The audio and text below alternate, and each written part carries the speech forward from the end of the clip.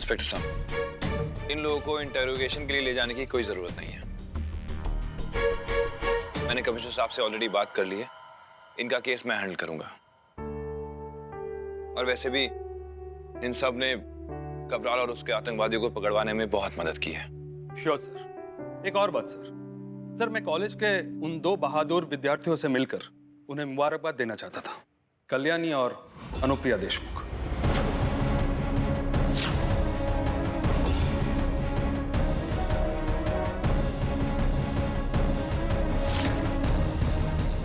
आपको कुछ गलतफहमी हो रही है।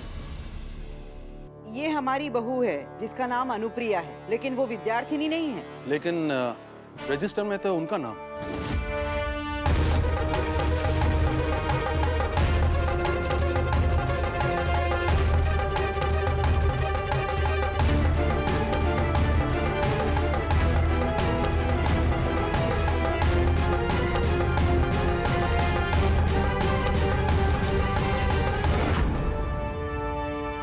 ये देखिए,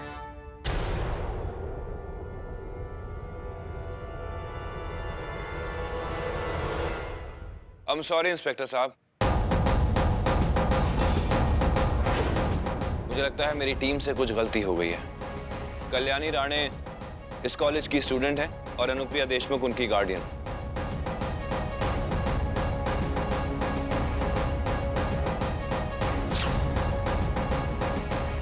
ओके सर, आप दोनों ने बहुत बहादुरी का काम किया है। पूरे डिपार्टमेंट को आप दोनों पे गर्व है। देखिए, अनुप्रिया और कल्याणी का भले ही रजिस्टर में नाम हो, लेकिन आतंकवादियों को पकड़वाने में सबका पूरा योगदान है। श्योर सर, आप सबका बहुत धन्यवाद। इन सब की स्टेटमेंट की कॉपी आप तक पहुंच जाएगी। श्योर सर, हम चलते हैं सर।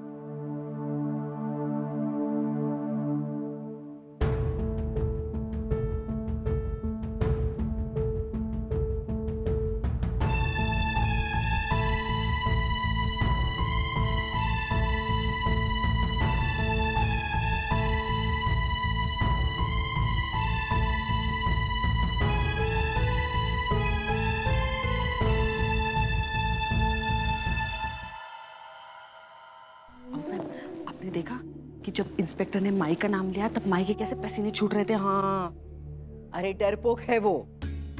और इंस्पेक्टर को लग रहा था कि वो कॉलेज में जाती है। 10वीं पास नहीं है, इसे कहां से कॉलेज में दाखिला मिलेगा? हो ना। और उसकी क्या मजाल कि वो इतना बड़ा कदम हमसे बिना पूछे उठाएगी। हाँ?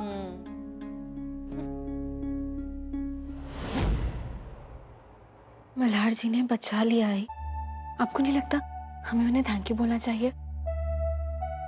मल्हार जी, अब वो एक्चुअली आई और मैं आपको वो कल्याणी, ये तिल के लड्डू मैंने बनाए, मल्हार के लिए बचाकर रखे थे।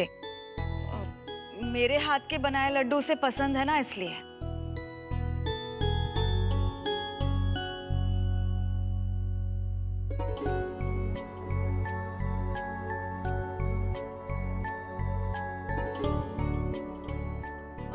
हाँ मल्हार जी, ले लीजिए ना। और पता है, ये वाले खाने से ना आपके दांत भी नहीं टूटेंगे।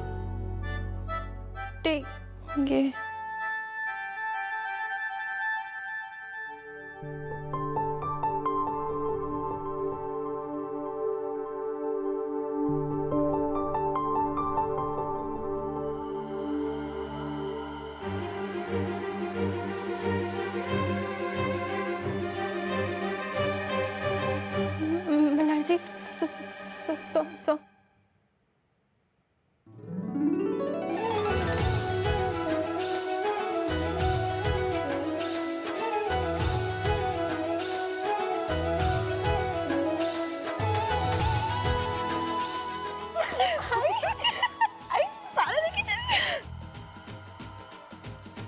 अरे ये बैंड वाले क्या कर रहे हैं बाहर? आए शादी है क्या किसी की?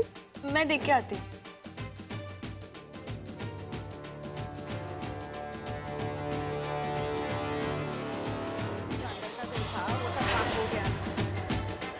अरे अरे अरे, ये लोग है कौन? कहाँ जा रहे हैं? अरे कहाँ जा रहे हो? देखो तो।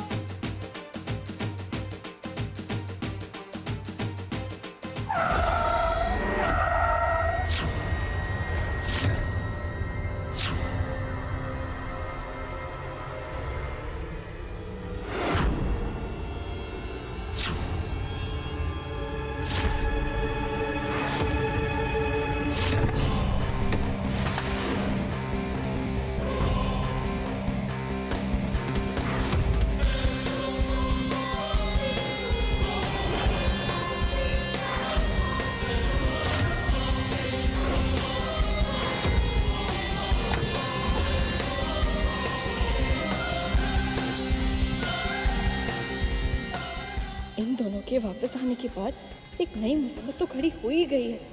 अब क्या लेने आए ये दोनों?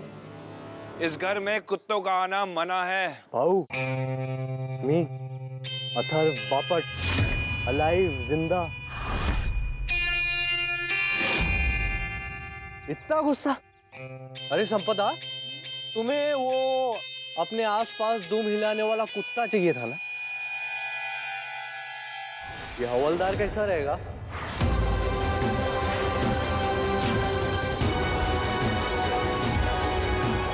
भाऊ, भाऊ, भाऊ।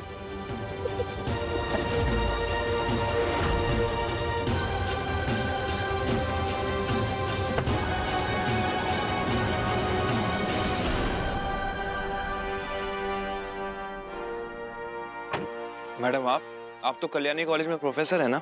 जी, एक्चुअली प्रिंसिपल खुद आना चाह रहे थे, लेकिन उन्होंने मुझे भेज दिया।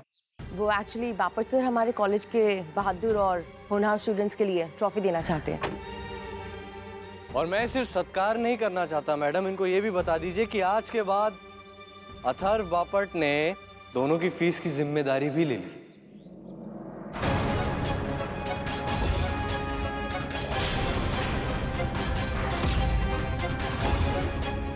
अथर्व देखो तो। वो अथर्व दिखाएगा। अथर्व, एक ट्रॉफी हमारी प्यारी कल्याणी राणे के लिए और दूसरी मेरी पूजनीय माई अनुप्रिया देशमुख के लिए।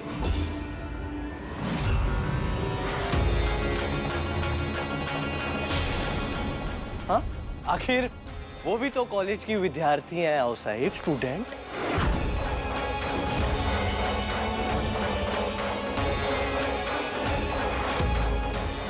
अरे ये कैसी बातें कर रहे हैं आप? अनुप्रिया कॉलेज जाने लगेगी और हमें पता भी नहीं चलेगा? इतना बड़ा कदम वो हमारे अनुमति के बिना उठा ही नहीं सकती।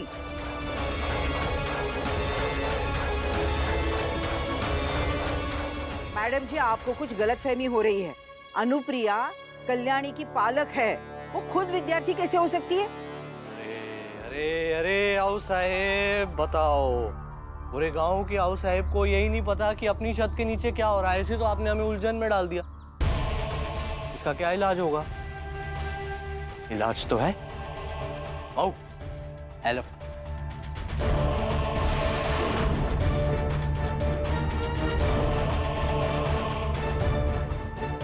सिक्का। अगर चित आया तो इसका मतलब है कि माई कॉलेज में पढ़ती है, और अगर पट आया तो जायज सी बात है कि माई कॉलेज में नहीं पढ़ती। आओ साहेब।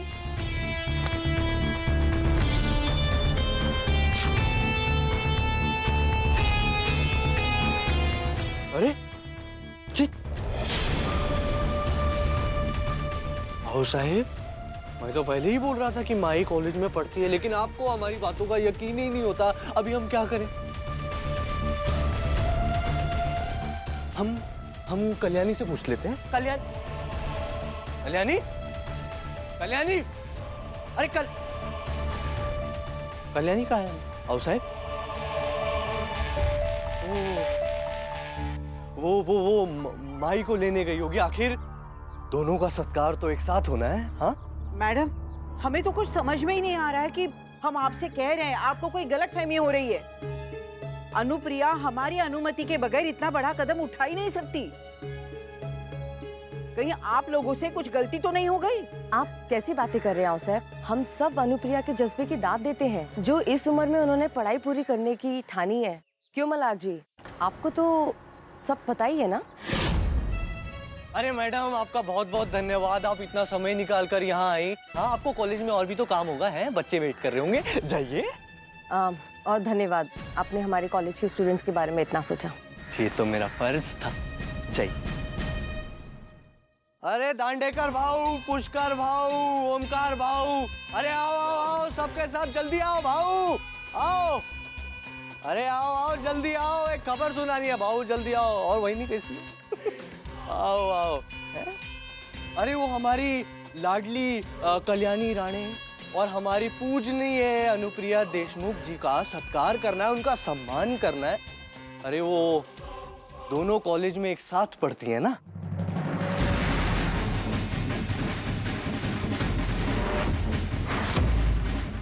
हमारी माई और कल्याणी ने एक बहुत बड़े आतंकवादी को हमारी पुलिस डिपार्टमेंट में पकड़वाने में मदद की, वरना इस हवलदार से कहाँ कुछ होने वाला। माई कब से कॉलेज जाने लगी और राव साहब ने जाने कैसे दिया माई को? अरे पैसा दिया है ना, बजाना।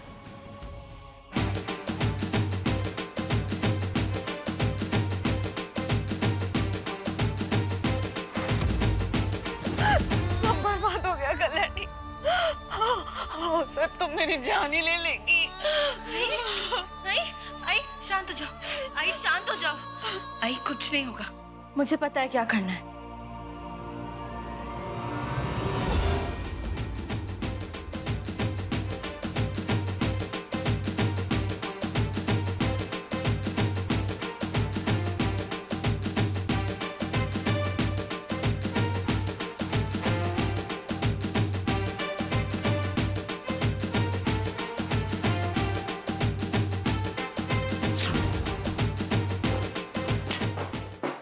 हवलदार साहब ऐसे तोड़ फोड़ करते अच्छे लगते हो क्या? निकल मेरे घर से, निकल मेरे घर से, वरना वरना क्या?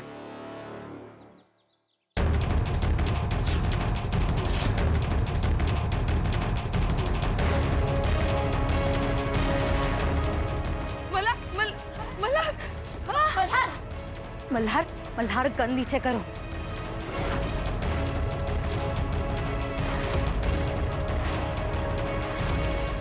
मल्हार गन नीचे करो। मल्हार तुम पागल हो गए हो क्या? फिक्र मत करो संपदा, भाऊ गोली नहीं चलाएंगे, क्योंकि भाऊ तो खुद कानून के रखवाले हैं। भाऊ थोड़ी ना कानून को हाथ में लेंगे, है ना भाऊ?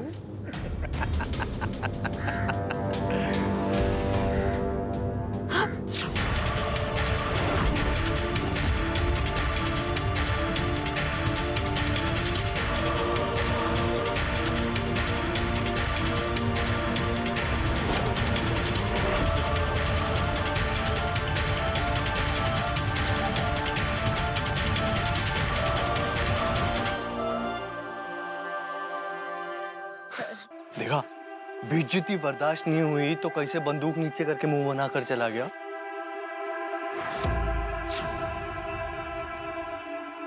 अब आओ साहिब, कल्याणी और माई की बात। बेइज्जती की थी ना तुम्हारी?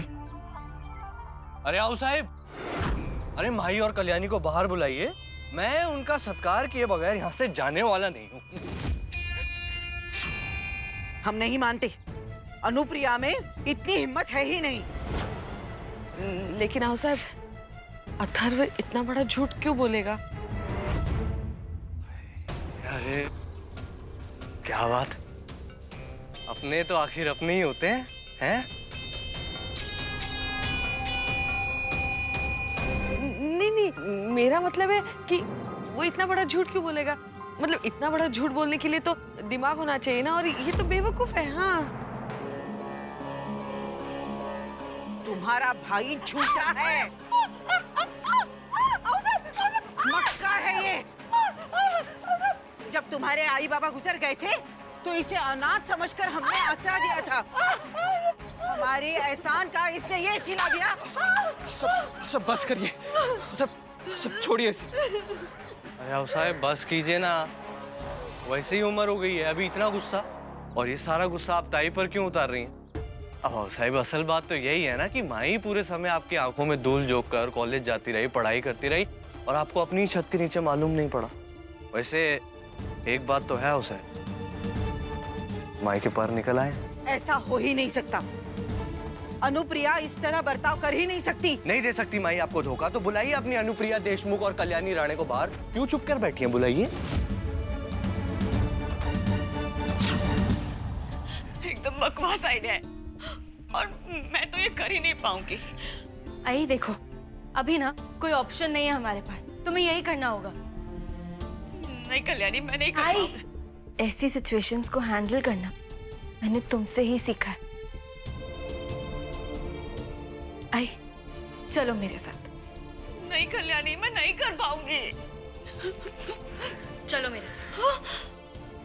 कल्याणी, देखिए देखिए, ये है आपकी आऊ साहब। आपकी प्यारी आहू साहब। इनके घर में इन्हीं के नाक के नीचे बहुत कुछ होता रहा, लेकिन इन्हें पता ही नहीं चला।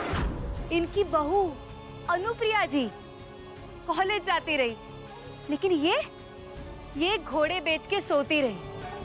लेकिन आपने कभी सोचा है कि इस घर की औरत को आऊ साहब के खिलाफ जाने के लिए क्यों मजबूर होना पड़ा? क्यों? क्योंकि आऊ साहब स्वार्थी हैं। अपने झूठे घमंड के लिए, अहंकार के लिए दूसरों के फैसले खुद लेती हैं। कुछ सालों पहले मेरी जिंदगी के फैसले भी उन्हीं ने लिए थे। मेरी शादी मल्हार से करा दी और उसका नतीजा तो आप देख ही सकते हैं। देखिए आऊ साहब, चेहरे पे लगाया हुआ गोबर तो आप हटा सकते हैं, लेकिन आपके चेहरे पे लगाया हुआ ये बदनामी का दाग आप कैसे साफ कर पाएंगी?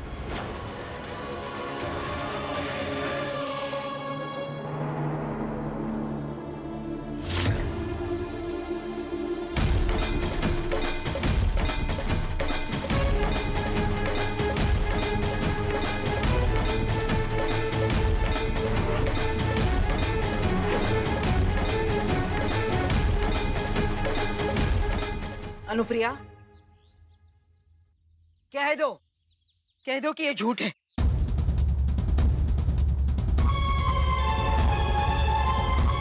अथर्व और संपदा जो कह रहे हैं वो झूठ है ना?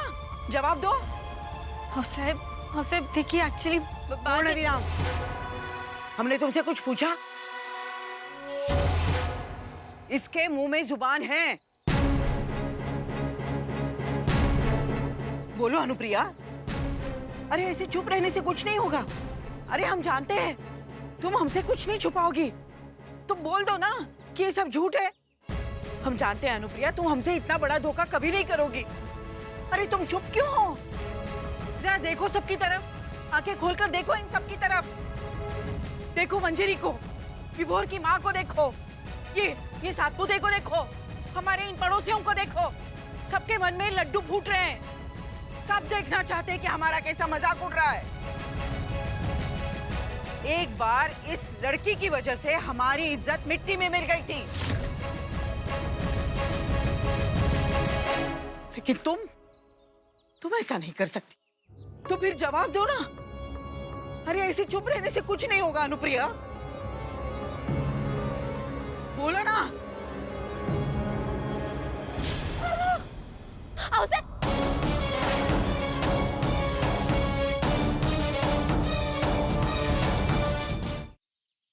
गलती से कभी ये मत कहना कि अथर्व सच कह रहा है।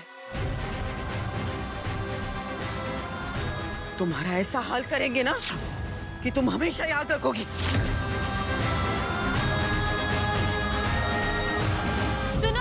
सुनो, सभी लोग सुनो। आज मैं आप सभी को एक कहानी सुनाना चाहती हूँ।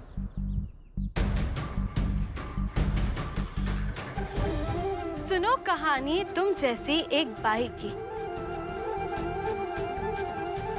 आओ सुनाती हूँ तुम सभी को कहानी मेरी आई की।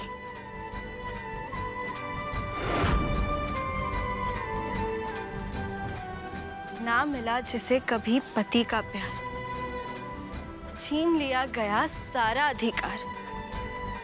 अपने स्वाभिमान की देकर कुर्बानी, ससुराल में बनकर रह गई एक नौकरानी।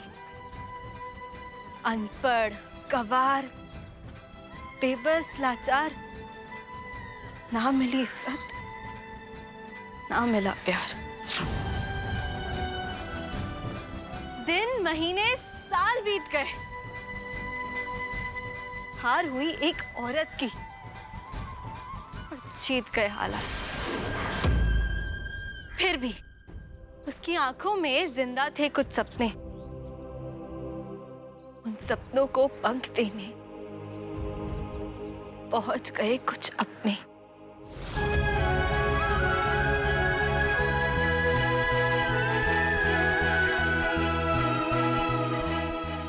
भाग्य की रेखाओं को देना था जवाब, इसलिए पोंछे आंसू, उठाई किताब,